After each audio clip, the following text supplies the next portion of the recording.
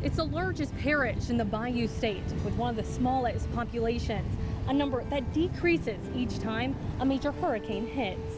Those storms seem to take more and more from Cameron Parish. Now there's only so much left, but those who remain make do so they can stay in the place they call home.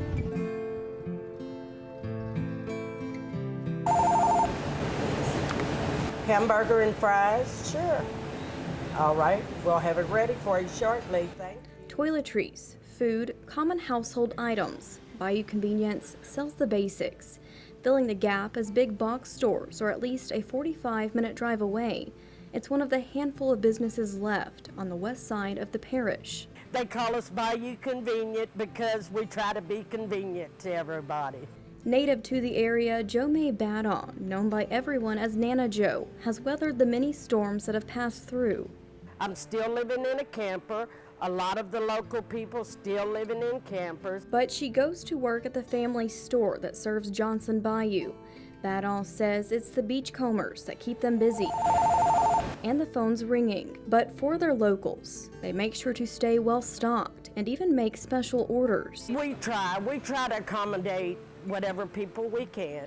Necessities aren't just material items like groceries. They are people. First responders are the last to leave in an evacuation and the first ones to return when the storm passes.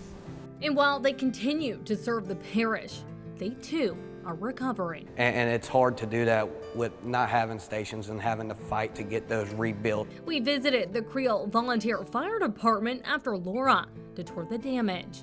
The facility is nearly complete now, but they're still waiting on construction of 3 other stations. That will spread our district out, our stations out, where we're able to serve those people that were never covered before. There's an added pressure with limited resources. This fire service is a necessity down here, especially not having a hospital now. We have to be able to provide for the people. And no hospital means a heavy burden falls on the shoulders of the parish ambulance service. As it stands right now, we are the only professional medical responders available in our district. In an emergency, when every second is crucial, they must make at least a 45-minute drive to the nearest ER. Not having an emergency room in the area, it has affected, our transport times. It keeps the units out of district a little bit longer. Parish officials have plans to build a new hospital, but it's not expected to be complete until 2025. In the meantime, a temporary facility is reportedly in the works.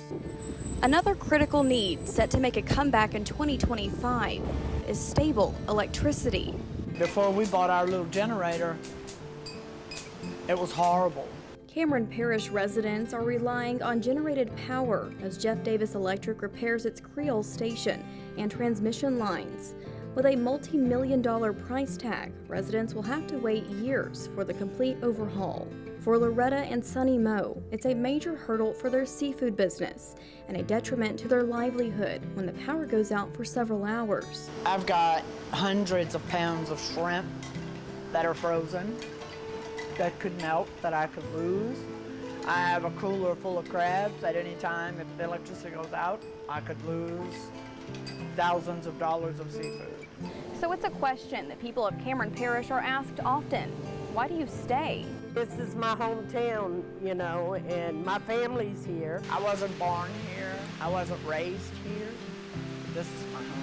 You get marsh water in your veins, it replaces the blood, and you just don't want to leave. Signs of recovery can be seen throughout the parish. Wildlife and vegetation returning, people rebuilding their homes and businesses.